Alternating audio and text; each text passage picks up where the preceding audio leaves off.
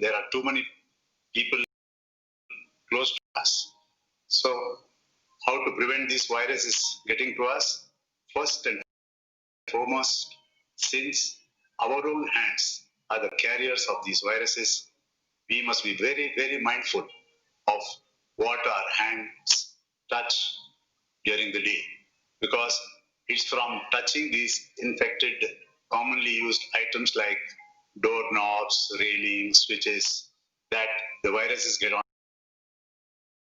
Our own hands are the carriers of these viruses. We must be very, very mindful of what our hands touch during the day, because it's from touching these infected, commonly used items like doorknobs, railings, switches, that the viruses get onto our hands. So if you are very mindful of that, and if you can frequently and thoroughly wash our hands with soap and water, we could get rid of these viruses from our hands.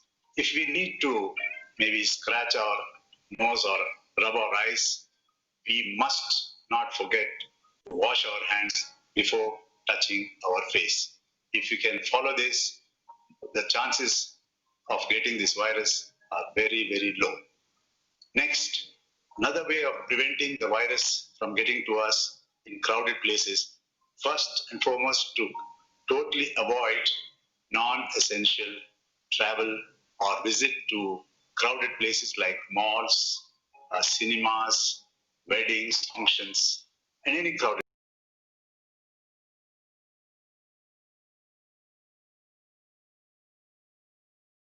places. Because in that crowded place, if some infected person coughs or sneezes, you're likely to get it. Also, don't forget to avoid shaking hands. Better to say a big namaste to each and everyone you want to touch. If any person has recently returned from any corona-affected country, must quarantine himself. And if he has come in close contact with any person, they also must quarantine themselves for 14 days. If any member in this group develop symptoms like cough and fever, they must immediately report to designated hospitals. And for other people who develop symptoms like cough and fever, need to just stay at home till they get well. Isolate yourself at home from other family members. Better to wear a mask. Don't share items like soap and towel with other members of the family. Wash your hands frequently, and don't move around too much in the house so that other family members may be protected. You could also call and consult with your family doctor. The person who is serving you must be very, very careful. They must also wear mask and glasses and frequently wash their hands. And in case you develop breathing difficulties, do seek medical help. And one more advice is that under the present conditions, it's better for all senior citizens, especially those who have underlying health problems, to stay at home. And the most important thing I want to say is that please don't yield to rumors and fake news. Kindly do not forward every and any message that you receive on your phone. Let us all behave as responsible citizens. And together we can fight and win this war against coronavirus. And I would like to end by reminding you what our Prime Minister said. Say no to panic and yes to precautions. Namaste.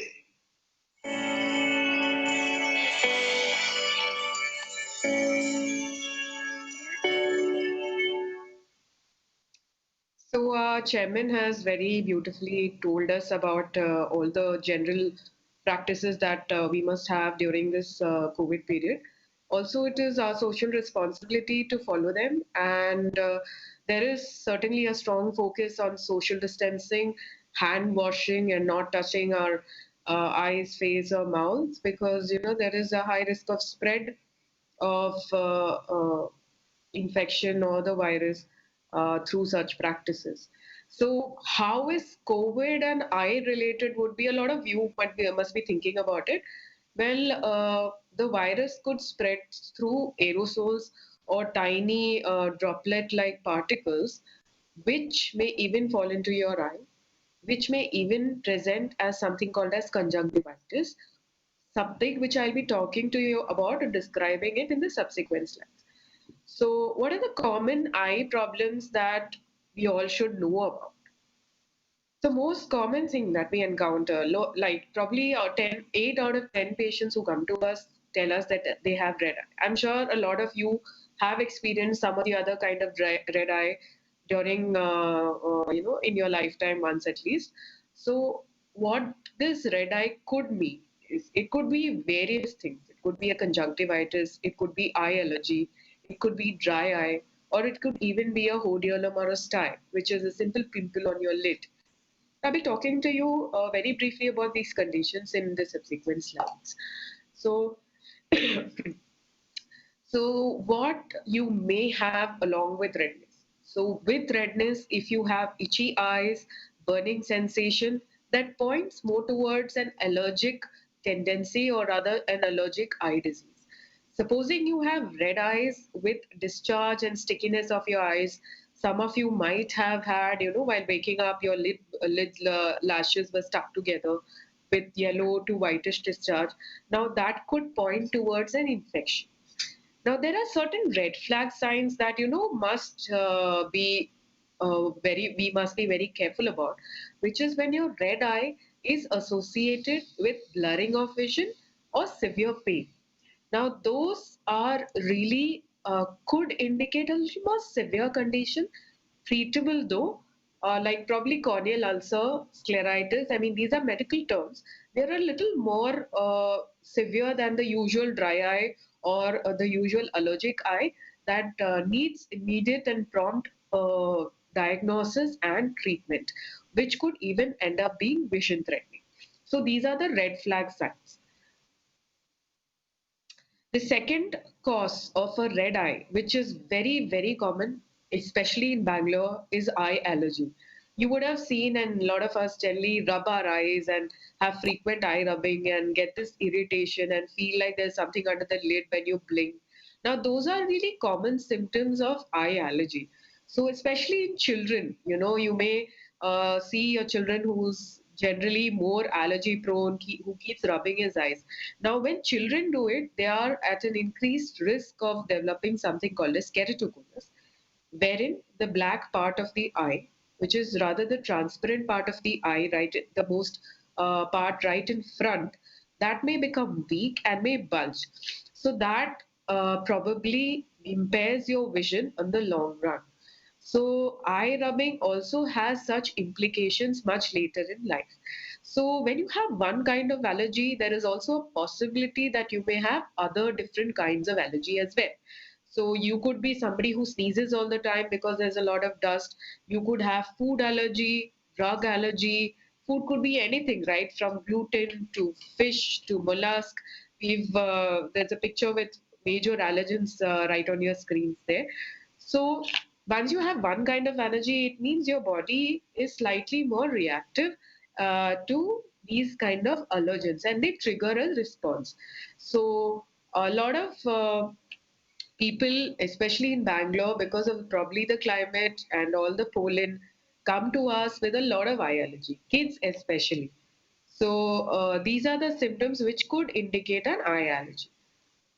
Uh, the next part is what I was mentioning to you earlier, which is probably a red eye associated with sticky eyelids. Your lashes are stuck together. There is some yellow whitish discharge in your eye that points towards an infection, which could mean that you have something called as conjunctivitis.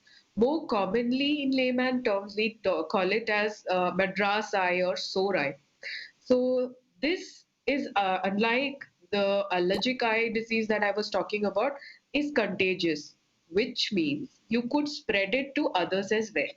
So generally, what you do is generally if you have some symptoms, you obviously visit your healthcare practitioner. How you need to keep your eye clean of the discharge. You can probably take a little cotton, dip it in warm water, and clean all the discharge away. And visit your healthcare professional for appropriate treatment. And you need to also avoid touching your eyes and face. Now you touch your eye, you touch your face, you touch somewhere else, somebody else touches it through contact, they touch their eyes. This is how you end up spreading conjunctivitis to other people. So how you can prevent it is, less avoid touching your eyes and face a lot. Wash your hands frequently with soap and water. And a lot of people who are contact lens users, if you develop any kind of red eye, be it with discharge, without discharge, it's best to stop contact lens use immediately. Visit your eye surgeon or eye health professional, and then probably start it once they approve. Also, you must look for signs of fever, cough, cold, sore throat, because a lot of viral illnesses in, like a viral fever may also precipitate a viral conjunctivitis. And in COVID times, it becomes even more important as conjunctivitis is one of the presenting features of a COVID-19. So, not many people would be aware of that, but so this makes it even more important. But there's nothing really to panic. You can always visit us, and there is treatment for it. We'll give you antibiotic drops, lubricant eye drops, which takes care of the infection. It may take a week or two to settle, but then it is definitely treatable. But on the patient's part, these are the points that you need to remember. So hand sanitizers can be used, but ideal would always be washing your hands with soap and water. So sanitizers, I mean, we have seen a peak use of sanitizers in the last couple of months. People selling it for double and triple the price that it was actually originally being sold for. So, and people are using it excessively. The most important point here is ideal is hand washing. Use sanitizers adequately only when needed. It's not like every year you spray some sanitizer and you keep wiping your hand with it, but it also makes your hand and skin a little rough. There's always alcohol content in it, so make sure. And you close your eyes when you press the nozzle also of the sanitizer, because you don't want that chemical to go inside your eye. Always keep it below your eye level. Take a little bit and use your sanitizer adequately. Dry eye. So that is also one of the causes for red eye. A lot, and it is extremely common, and also probably we can say undertreated. A lot of people have these symptoms like irritation of the eyes, tiredness of the eyes, burning sensation, like when you blink, your eye burns, like insides of your eye burn. There is mild blurring of vision, which is you cannot probably see clearly even with those with glasses also have that blurry, misty vision, or you have this gritty feeling as if there is like probably some sand particles under your lid. So all this could indicate a dry eye disease. So I'm sure there was a questionnaire that was circulated amongst all the students over there. It is called the OSDI score, Ocular Surface Disease Index, and it has 12 questions where you're marked between 0, where you're least affected, and 4, where you're highly affected. So if you answer them, there is, you can actually, maybe to put it in simple terms, it gives you your eye health score. So you know where you stand. So they put you in slots of less than 15, 15 to 25 or 30, and more than 30. So if it is 15, probably you can manage it at home and it is not really very severe.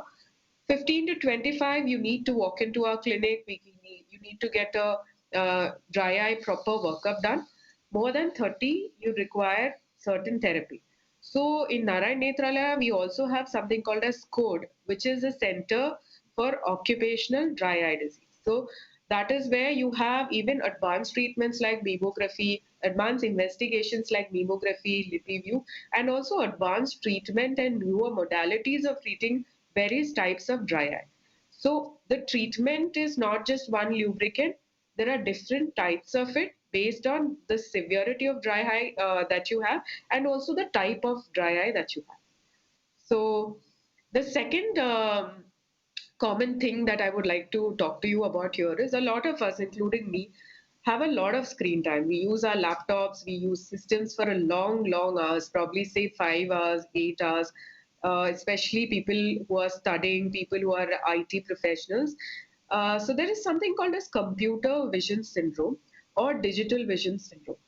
Now, here, because of constant use of any screen for long or prolonged duration, what you may have is tiredness of eyes, dryness of eyes, neck pain, posture issues, all these things combine. I mean, a lot of other symptoms and tiredness, headache, blurring of vision by the end of the day, all this constitute computer vision syndrome. There are two things which you can do at home or while working which will help you tackle this computer vision syndrome. Firstly, whenever you're working, make sure the system or the computer or laptop that you're working with is always below your eye level. So, generally, all of us have a normal blink rate. Your normal blink rate is, say, 10 to 12 times. Like I blink 10 to 12 times in a minute. That's normal. So, when you constantly look at a system which is above your eye level, your blink rate is going to come down to, say, 6 to 7 times a minute. And why is blinking important? Only when your eyes blink does the tear actually flow out and spread over your eye and keeps your eye moist and protects it from a lot of things. So, blink rate is important. Therefore, always keep your system or the computer that you're working with below your eye level. So, the frequency of blinking is not drastically raised. The second thing that you could practice at home regarding computer vision syndrome is the rule of 20. So 20-20-20 rule is pretty simple. Take a break of 20 seconds every 20 minutes of continuous near work, be it screen time, reading, writing, any near work. Take a 20-minute break for every 20 seconds, for 20-second break every 20 minutes, and look at distance. And by distance, I mean 20 feet or 6 meters or more. So make this a practice. There is no drug or other alternative to this. So are you doing this? How does it help? Is it just a fancy number we are just choosing and telling you? No. So how this works is, supposing you're holding something really heavy the whole day. By the end of the day, your hands are going to ache. Similarly, there are tiny muscles inside your eye. So, what happens is when you're focusing and doing any near work for long, those tiny muscles have become taut and they go into a spasm. Now, the only way you relax them is when you look at a distance, your pupils dilate, and that's when these muscles relax. So, if you do it every 20 minutes, so you're not giving it time to be under constant strain. So this will relieve a lot of your eye symptoms, especially people who have been working with systems for long durations. So those are the two things you can do about computer vision. Now the thing is, so maybe 20, 30 years earlier, contact lens use was not very common. So these days, a lot of people, including me, are contact lens wearers. So contact lens induced infections are very common. So whenever you have any red eye, it's better to avoid wearing contact lens during that period. And always have backup glasses. So you should always be able to switch to glasses if suddenly you need to stop wearing contact lenses. And always get in touch with your eye care professional. And after that, you can probably continue your contact lens use once it is approved by the eye surgeon or the eye care professional that you. Okay, telemedicine consultation is also available. Before I tell you about that, there is something that is very commonly seen practice among a lot of patients we see. So when you have red eye, you just go to a pharmacy and just get some medicines which they give you. So that is not really a safe practice because you don't know what those medicines are, and in certain conditions, certain medicines are not to be used. So a lot of people who have had simple issues have used such over-the-counter medication and ended up making their simple issues really complex, having multiple complications in their eye. So over the counter use of medication for your eye is strictly a no-no. Please don't do that. You can visit the hospital, get your eyes checked, and get appropriate medications. Um, Also, next is telemedicine consultation. So, we live in time amidst this lockdown or partial lockdown, or initially during the lockdown days, it was very difficult for people to reach people who actually are seeking medical help. They couldn't visit hospitals, they couldn't meet doctors. So, Narayan Nnethralaya has a telemedicine consultation option where you can schedule your appointment for teleconsultation, where you directly over a video, email, audio, or WhatsApp connect with your consultant. We have an app for it, and the more details about it would be is available on the Narayan Nnethralaya website. Now, telemedicine has been there for quite some time, but it is during this time that we have made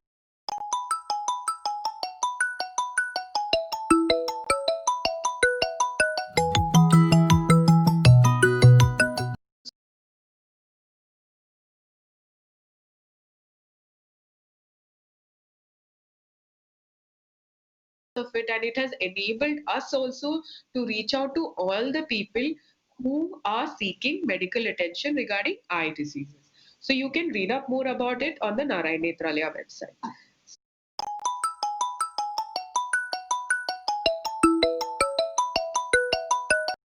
Being tough time, I mean, this time we can all use it quite productively. Focus